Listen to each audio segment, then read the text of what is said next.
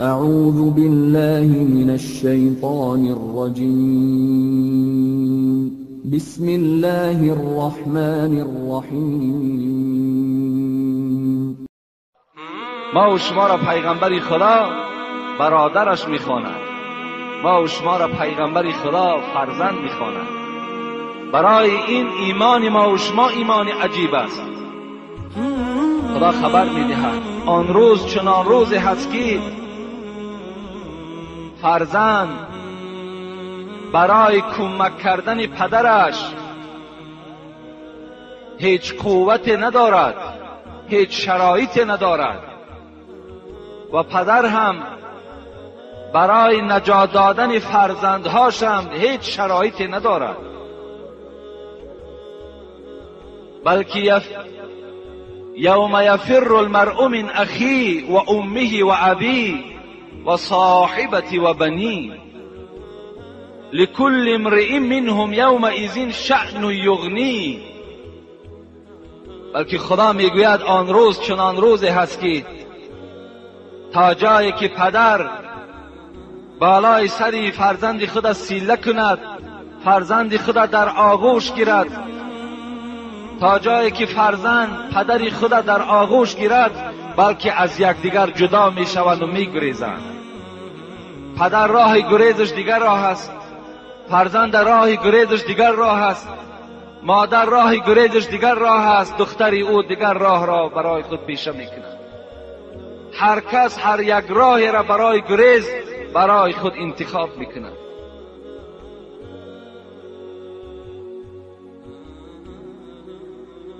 یقول الانسان یومئذ این المفر کلا لا وزر الی ربک یومئذ المستقر. خدا میگوید وقتی که میگریزند چی میگویند؟ پروردگارا امروز آیا جایی هست که ما را پناه کند؟ یقول الانسان یومئذ این المفر، کجا گریزید؟ کلا لا وزر. خدا میگوید امروز دیگر قلعه های شما، خانه های شما، کوه ها شما را دیگر پناهگاهی نیست. الی ربک یومئذ المستقر. امروز همه بازگشت شما به سوی پروردگار است. شما باید در نزد پروردگار حساب عمر خودتان را جواب گویید. امروز راه گریز نیست دیگر. یحشر الناس یوم القیامت.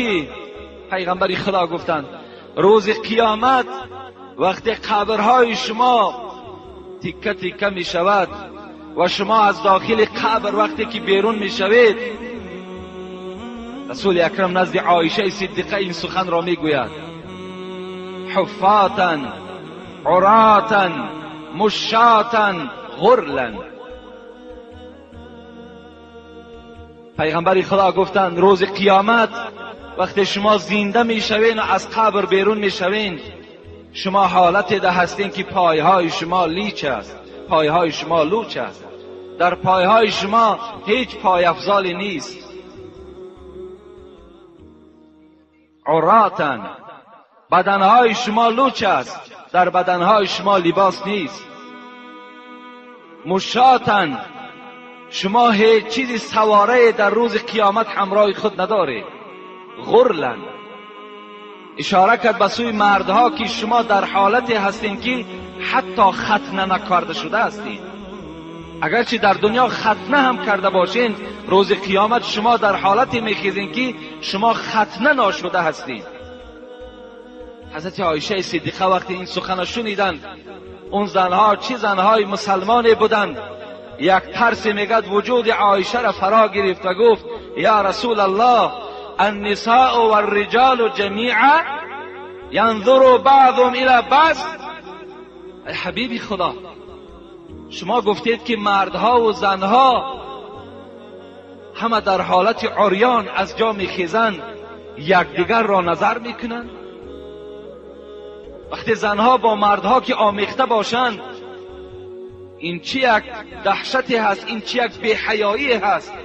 مردها زنها را تماشا کنن و زنها باشد مردها را تماشا میکنند. رسول اکرم گفتن یا عایشه، ای عایشه، الامر اشد من ان ينظر بعضهم الى بعض. ثم قرأ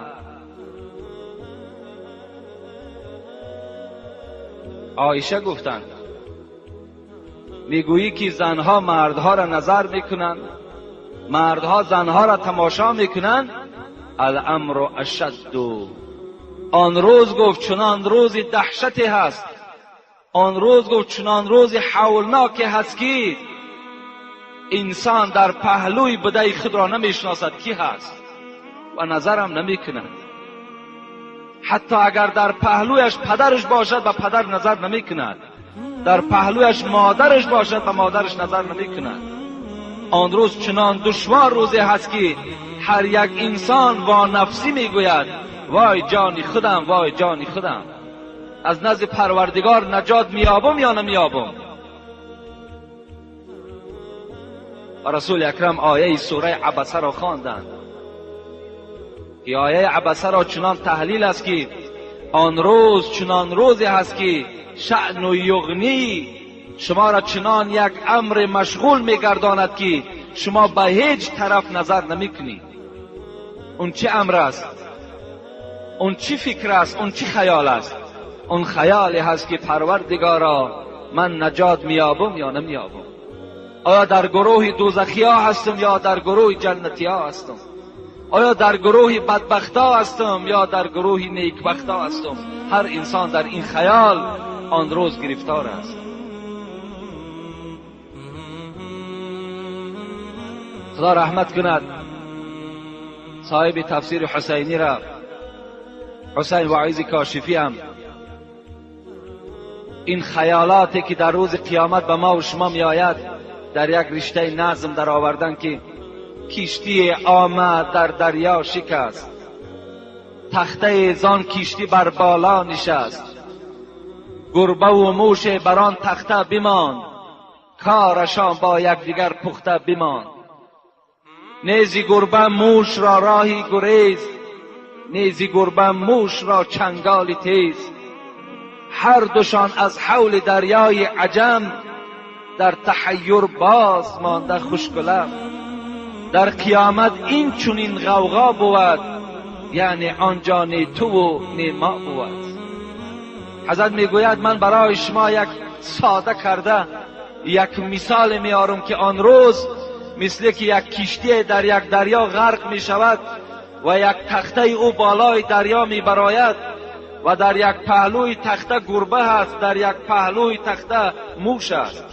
اگر اینها در دنیا رو پرو می شدن، هر آینه موش از گربه می گریخت و گربه باشد هجوم بالای موش می کرد. لیکن وقتی که در بالای بحر، در بالای یک تخته هستند، این موش و گربه در یک خیالی هستند که آیا از این بحر نجات میابیم یا نمیابیم. در فکر هجوم یکدیگر نیستند، در فکر یکدیگر را پیشا دنبال کردن نیستند، بلکه در خیال اینها این است که آیا از این بحر به ساحل میرسیده باشیم یا نمیرسیده باشیم. یعنی آن روز قیامت ما هم چنان حالت فرا میگیرد که آیا نجات میافته باشیم یا نمیافته باشیم. بسیاری از بدبختان همین تاجیک ما و شما وجود دارد که حتی قیامت انکار میکند، به آمدن قیامت باوری ندارد، نماز میخواند، در کار شود نماز جماعت هم اشتراک میکند، لیکن از قیامت باوری ندارد. حتی از زنده شدن روزی قیامت و زنده شدن در قبر باوری ندارد. اینها در بین همین تاجیکان ما و شما هم وجود دارد. وای به حالشان. ایحسب الانسان ان لن نجمع عظاما بلا قادرین علی ان نسوی بنانا.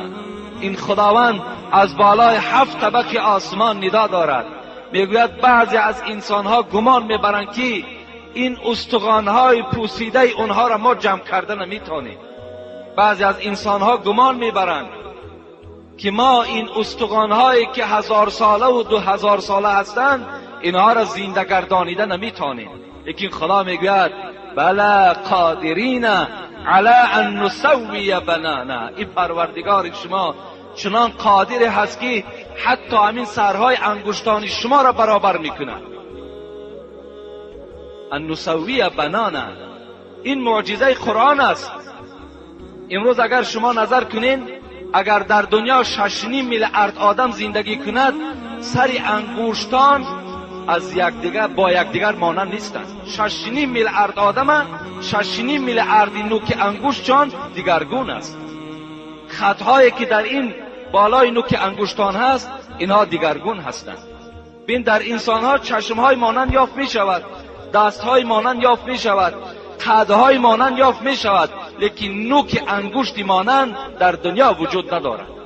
اگر شما در برنامه‌های تلویزیونی تماشا کنین، وقتی انتخابات پرزیدنت ها می شود یا دپوتات هاش می شود، نوکای انگشت رنگ میکنن و در بالای کاغذ میگذارن، مثل مهر، مثل پیچت واری، و او را در کامپیوتر جا میکنن. برای چی؟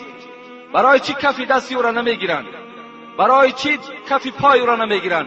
فقط نوک انگشتی او را میگیرن. زیرا در دنیا نوکای انگشت ها مختلف هستند. نوک انگشت در دنیا مانند نیست. خدای را در قرآن معجزه قرآنی است که ان نسوی بنانا، ما حتی نوک انگشت هاتون را برابر میکنم.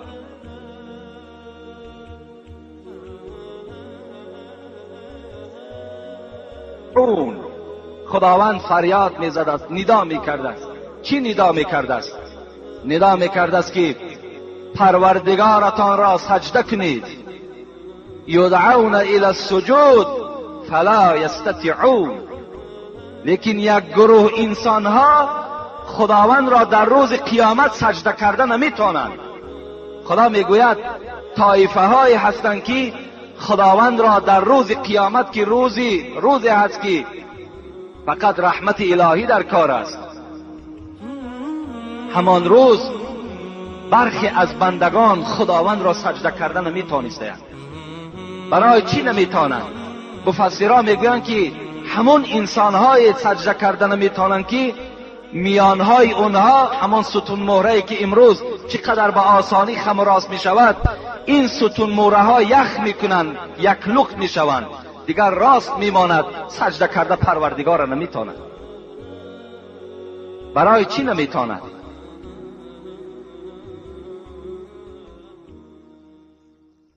یوم یکشف عن ساق و یدعون الی السجود فلا یستطیعون خاشعة ابصارهم ترهقهم ذلة. وقتی که خداوند میگوید سجده کرده که نمیتونند، چگونه آنها را یک خجالت فرو میگیرد، چشمهاشان میشکند، چشمها را پیش سینه ها را نظر میکنند و یک ذلت، یک خاری آنها را فرا میگیرد. چگونه که در دنیا یک آدم ما و شما در بالای جنایتش به دست میگیریم، در بالای زناکاری به دست میغلطد، یا بینماز است، در بین مردم خجالت است، از این هم خجالت وزنین در روز قیامت همو انسانهای را فرا میگرفت است که در محشرگاه پروردگار را سجده کردن نمیتونند. سجده کردن نمیتونند. در دوامش میگوید خداوند وقد كانوا يدعون الى السجود وهم سالمون. برای چی اینها پروردگار را در روز قیامت سجده کردن نمیتونند؟ زیرا که در دنیا اینها تنی سالم داشتند، اینها دستهای با قوت داشتند، پایهای حرکت میکردگی داشتند، میانهای خم و راست بیشودگی داشتند.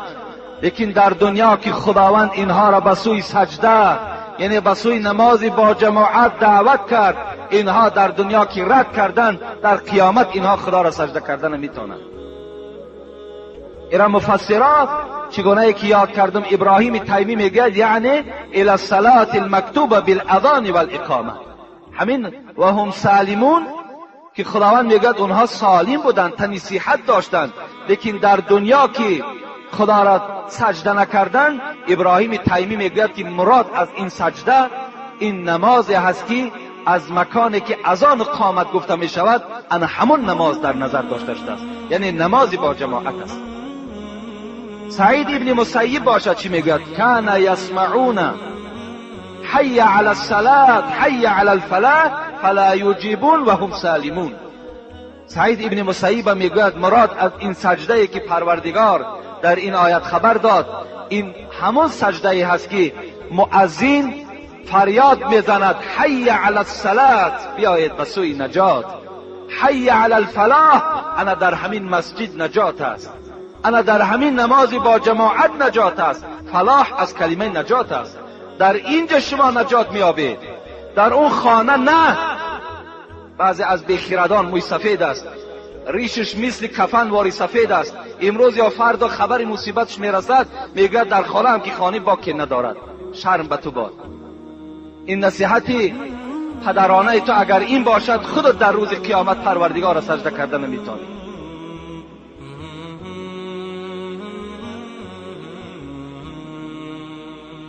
سعید ابن مسیب میگوید فریاد میزند مؤذن حی علی الصلاة، به معنای ایتی، بیایید بیایید ای مردمی که در خانه هستین بیایید.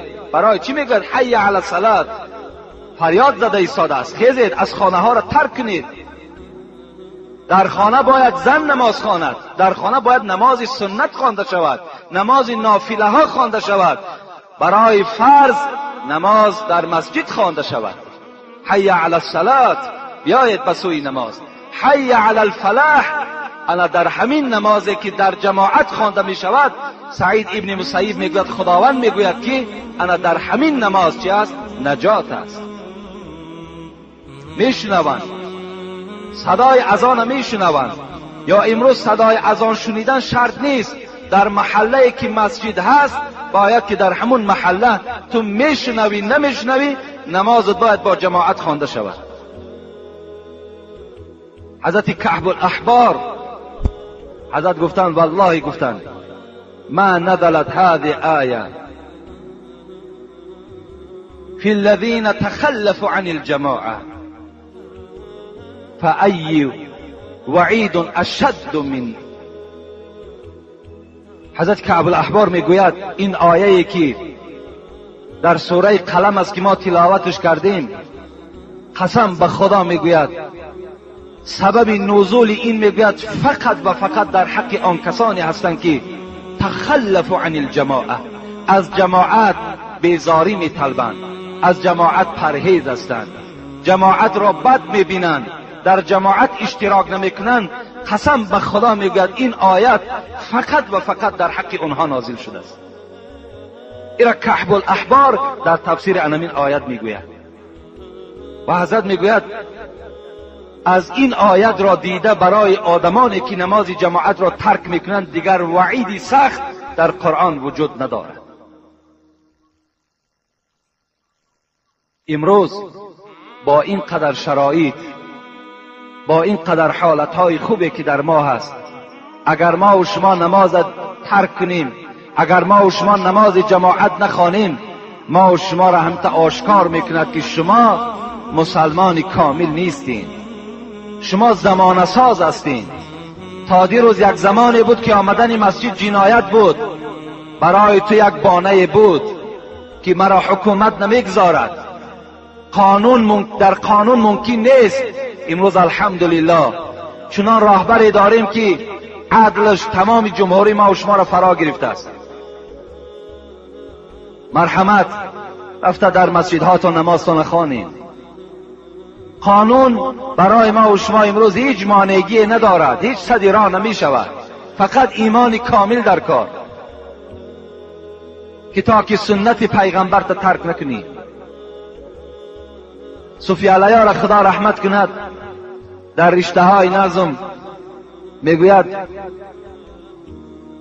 بخصوص آن گزیده دو صحرا خاتم انبیا حبیب خدا، آن حبیبی که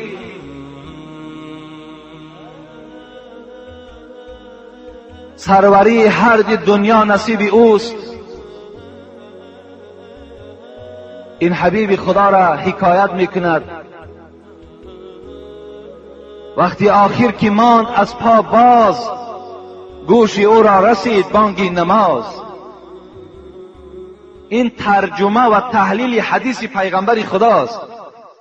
وقتی که این محبوب دلها، این حبیب خدا وقتی که میگه از پاکی ماند، پایها که دیگر دردمند شد، بیماری بستری شد، دیگر قوت راه گشتن نداشتند، وقتی آخر که ماند از پا، باز گوش او را رسید بانگ نماز. در جاگه خواب بودند، حضرت قوت راه گشتن نداشتند. بناگاه حضرت بلال اذان داد، فریاد زد حی علی الصلاة حی علی الفلاح. حبیب خدا در این جاگه خواب بیقرار شدند، اذان شنیدند. حبیبی که بار هم نماز بی جماعت نخواندند، 5 وقت در مسجد نمازی با جماعت میخواندند. بازم این نمازهای جداگانه داشتند و 5 وقت نماز سیر نمی شدند. این حبیب خدا وقتی که از پا ماند، گوش او را رسید بانگ نماز، گفت بر مرتضی مرا بردار، جانب مسجد جماعت آ. حضرت علی که در خدمت حبیب خدا که قائم بودند و حضرت علی خطاب کرد، علی گفت مرا بردار که از داخل مسجد مؤذن فریاد دارد که بیاید به سوی نماز بیاید که در این نماز نجات است. مرتضی که به خادمی سر داشت، مصطفی را به پشت خود برداشت. حضرت علی خدمتگار رسول اکرم، داماد این حبیب خدا، رسول اکرم را آب طهارت دادند. حضرت طهارت کردند، در پشت خود بار کردند. در روایت ها می آید که 3 بار حضرت علی او را آب طهارت می داد. در پشت که بار میکرد، حضرت حبیب خدا که بدنش خیلی ضعیف شده بود و خیلی بیماری وزنی که فرا گرفته بود، نصف راه که میرفت میگفت علی پس گرد که من طهارتم شکست. حضرت پس میگشتند، باز می آمدند، 3 بار میگوید حضرت طهارت دادند، 3 بار آب طهارت گرفتند. مرتضی که به خادمی سر داشت، مصطفی را به پشت خود برداشت. پشت پای رسول معبودی از ضعیفی به عرض می سودی.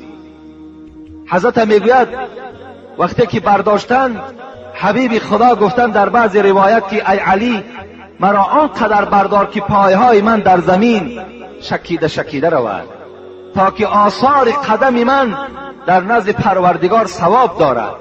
هر کدام شما وقتی که از خانه قدم زنان میآیید، در هر یک آثار، در هر یک قدمی که داشته شما، خداوند برای شما مغفرت گناه وعده کردگی است.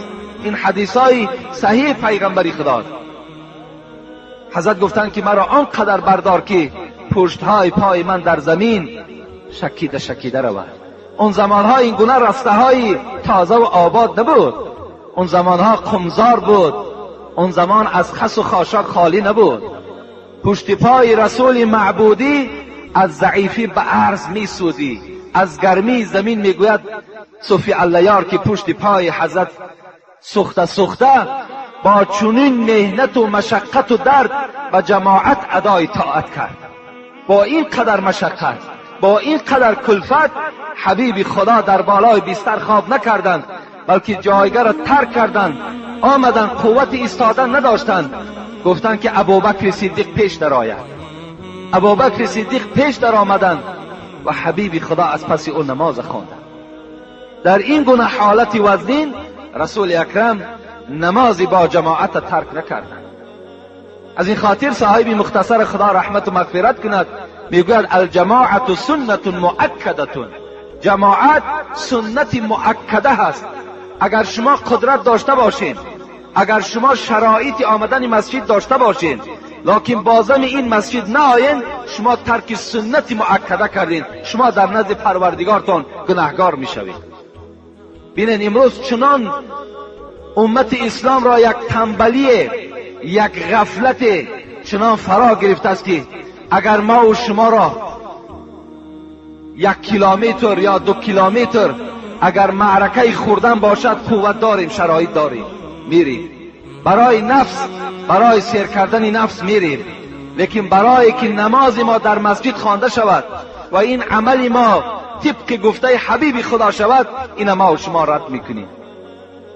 به نزد هر طعام پهلوانی، خدا رحمت کند جنونی را، حال ما و شما را دیدن طعام خورها، نفس پرورها، ما و شما را دیدن حضرت چی گفتن؟ خطاب کردن به نزد هر طعام پهلوانی، به وقتی بندگی رنگی زنانی. وقتی اگر عبادت پروردگار شود، وقتی که اذان از بالای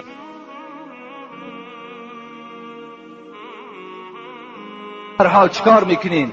مثل زنها واری عذرهای شما پیدا شدن میگیرد، هر گونه عذر را پیش آوردن میگیری. بچم پام نمیشود، بچم وقتم نیست، احوالم بدای، در خانه هیچ کس نیست، لباسم بی نمازای و هر گونه عذرها پیدا شدن میگیرد. به نزد هر طعام پهلوانی، به وقتی بندگی رنگی زنانی.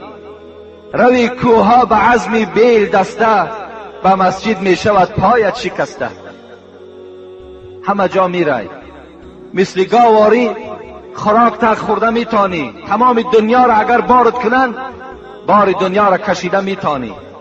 اگر در یک زمین داشته باشی، برای زمینت از سحر تا دیگه در همون زمین نیستی، برای که یک ماه یا 2 ماه خوراکی تو پیدا شود. لیکن در یاد تو آمدن مسجد هیچگاه نمیزند، دل تو بار هم به مسجد نمیسوزد. امروز شکرانه کنین، خدا این استقلالیت و این آزادی را برای شما داده است. باور کنین این نعمتی گران است. خودتان میشینین میگوین که تراویح را خوانده نمیتانستین. شما همین سخنها از زبان شما پدرای عزیز میبراید، تراویح ما خوانده نمیتانیم، پدرها ما را بدرقه کردن فلان و فلان. امروز الحمدلله که این شرایط بهترین آمده است، چرا شما شکر نمیکنید؟ درهای مسجد کشاده است، فقط آدمی با تقوا میکاود، فقط آدمی ایماندار میکاود. مرحمت بیا دروازه ها هوی، دیگر چی بانه داری؟ کشی چون گاو دائم بار دنیا، شوی در خدمت مولا کسلها. مثل گاواری دنیا را در طلب دنیا، در پرورش نفست غوطه زدگی هستی، لیکن در خدمت مولای خودت، در فرمان پروردگار خودت اینقدر عاجز آمدی. حضرت عمر خدا رحمت و مغفرت چون کند، بار نماز عصر را خواندند. نماز عصر خوانده شد، فاتحه و دعا کرده شد و بر جمعیت نگاه کرد. اونها عجیب ایمان با قوتی داشتند. جماعت نظر کردند که یک نفر در جماعت اشتراک ندارد. حضرت گفتن فلانی در کجاست؟ گفتن شاید بیمار باشد. حضرت عمر از مسجد راست خانه همون کس رفتند. چرا در جماعت اشتراک نمیکنه؟ آمدن دروازه این مردی که در جماعت اشتراک نداشت تق تق کردن. مرد از خانه برآمد. مرد در خانه بود که حضرت عمر در را تق تق کرد. از داخل صدا شد کی هستی؟ گفت فرزند خطاب هستم، عمر هستم. وقتی این مرد میگوید نام عمر را شنید، یک لرزه وجود او را فرا گرفت. ده حضرت عمر چنان از خدا می ترسیدند، چنان یک هیبتی داشتند که تمام مردم را هیبت او فرا گرفتگی بود. زیرا وی عدالت داشت، وی حقیقت شناس بود. گفت عمر ابن الخطاب هستم. میگوید این مرد با شتاب دوان آمد دروازه را کشاد و سلام داد، السلام علیکم، و تعظیمی بر عمر کرد. حضرت عمر گفتند از جانب مسجد صدا شد، از بالای آسمان پروردگار تو حی علی الصلاة گفت، بیا به سوی نماز. حی علی الفلاح گفت، سخن پروردگار تا رد کردی و سخن عمر ابن الخطاب اجابت کردی و پیش عمر آمدی. از خدا بترس گفت. از خدا بترس که سخن عمر برای تو قبول شد، دروازه را به بالای عمر کشادی، دوان دوان آمدی، لیکن سخن پروردگار رد کردی. از خدای خودت بترس. عمر این گونه خصلتی داشته. این سحر یک جوان برای من یک سخن گفت که از زبان یک خیلی آدم ناکس نالایق، یک بدبخت که سرزنش حضرت عمر را کرده بود است. من یقین میدانم که وی شیعه هست، وی شیعه هست، وی کسی هست که آرامی تاجیکستان را نمیخواهد، وی کسی هست که میخواهد در بین ما و شما باز اختلاف ها پیدا شود. این گونه رویه ها در بین ما و شما پیدا شدن، احتیاط کنید. میگوید یک مرد در یک معرکه حضرت عمر سرزنش میکند، حضرت عمر قبیح میگوید، دشنام میدهد.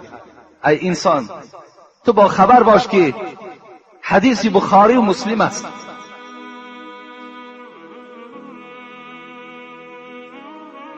باری میگوید پیغمبر خدا در طرف راستش ابوبکر صدیق بود، در طرف چپش حضرت عمر بود. میگوید به طرف مردم اشاره کرد، روز قیامت گفت دستای هر دو ایشان قپی، دست ابوبکر دست عمر.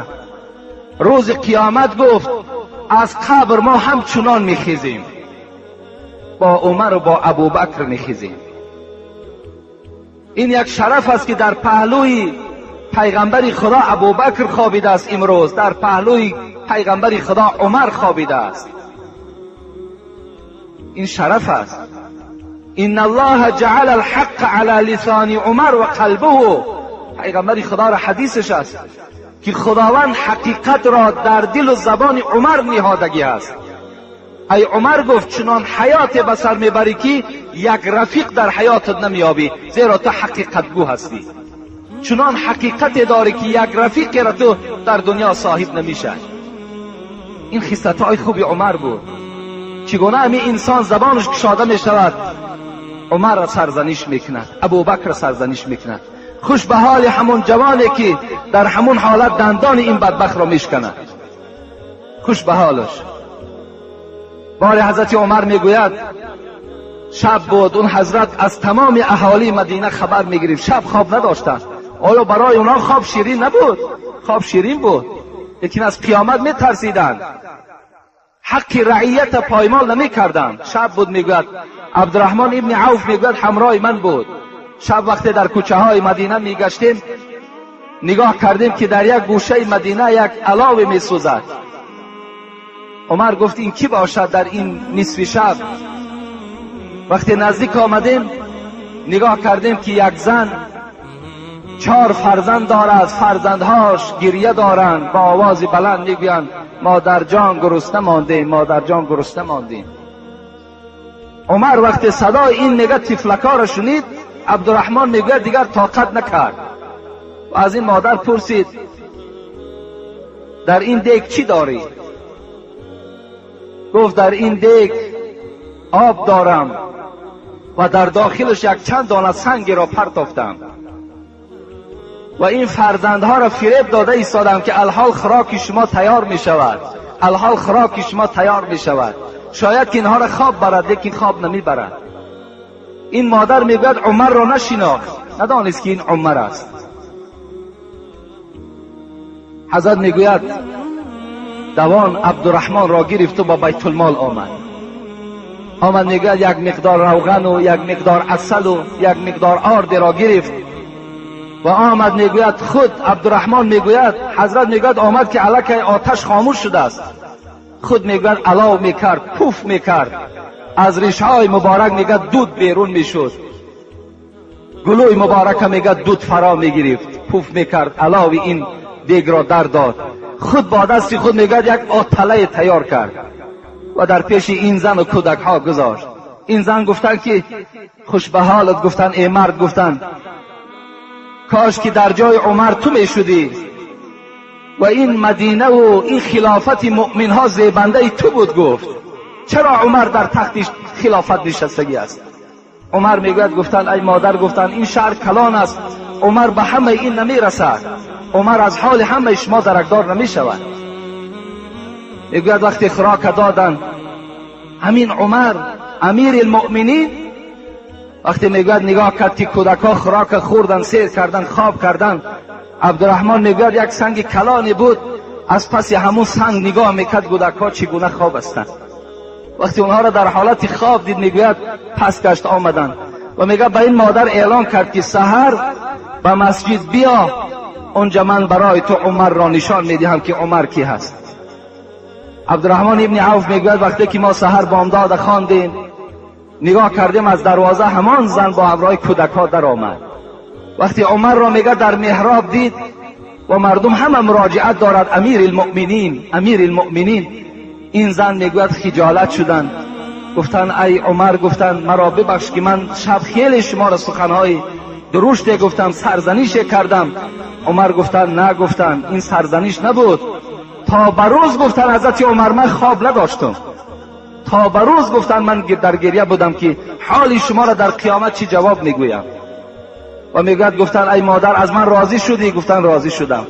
گفت در اینجا یک مکتوب بنویس به دست، خدا ترسی را ببینید، یک مکتوب با دست خود بنویس و بگو که من از عمر راضی هستم. و نویساند که من از عمر راضی هستم. عبدالله ابن مسعود فریاد زد، عبدالرحمن ابن عوف فریاد زد، گفت در زیرش امضا کنید، امضا کنید که این زن از عمر راضی هست. میگوید امضا کردن و گفت ای گفتن پیروان عمر گفتن وقتی عمر از دنیا میگذرد شما را به خدا قسم میدهم که همینه در پهلوی من در قبر همین مکتوب گذاره تا که در پیشگاه خدا من جوابگر نباشد.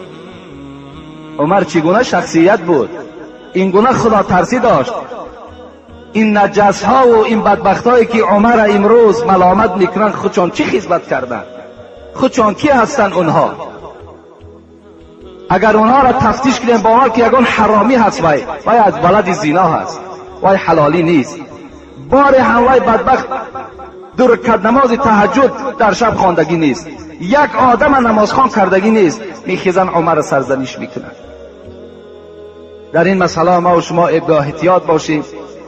و این عمری هست که برای نمازی با جماعت اینقدر کوشش میکردن. اگر عمر از خدا نمیترسید پس کجا خیس رفت برای یک آدمی که در قوم در جماعت اشتراک نمیکند برای او شده اینقدر سرگردانی کردند و یا اینقدر تحقیر کردند.